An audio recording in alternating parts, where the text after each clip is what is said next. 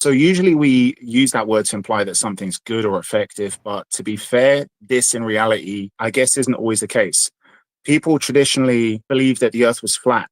They traditionally believed that rain dances needed to be done to end droughts, or they made blood sacrifices to appease the gods for a bountiful harvest or whatever. So sometimes traditions ensure simply because people don't really know any better. And if we want to challenge or change them, we must at least accomplish two crucial things. First of all, clear, undeniable evidence to show that the belief or practice is wrong or that it's ineffective. And secondly, we need to offer a proven, workable alternative that delivers better results, which is grounded in science and backed with empirical data. And herein lies the problem with many modern Marxist influenced cult like ideologies, where they fall short, is that they criticize the long standing social norms, whether they be the fact that you need two-parent households and that both parents need to be a mother and a father, or that gender doesn't need to be in line with biological sex, and to think so is this outdated heteronormative kind of view which is rooted in bigotry or whatever. Or, as we're discussing now, that traditional gender roles. Feminism, and particularly modern feminists, will attack traditional gender roles without actually disproving their value in any meaningful way. And although they may occasionally promise alternatives, they can't provide any convincing evidence that these alternatives are actually safer or more effective or generally beneficial. They can't even show that they're as good as what we already have.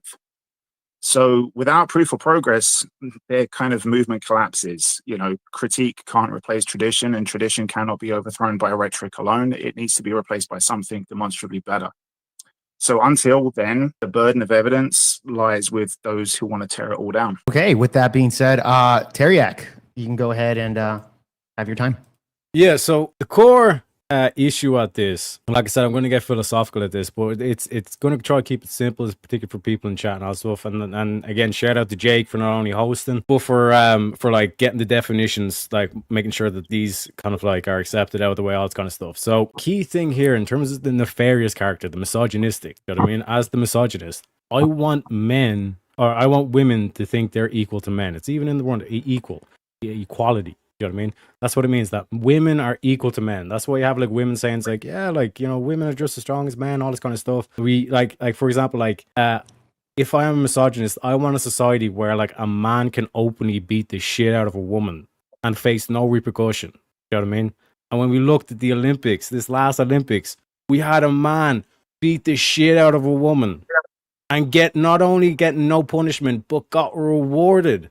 You know what I mean? So this whole thing of like women equality, women equal to man equals woman, that's how you get the whole trans thing.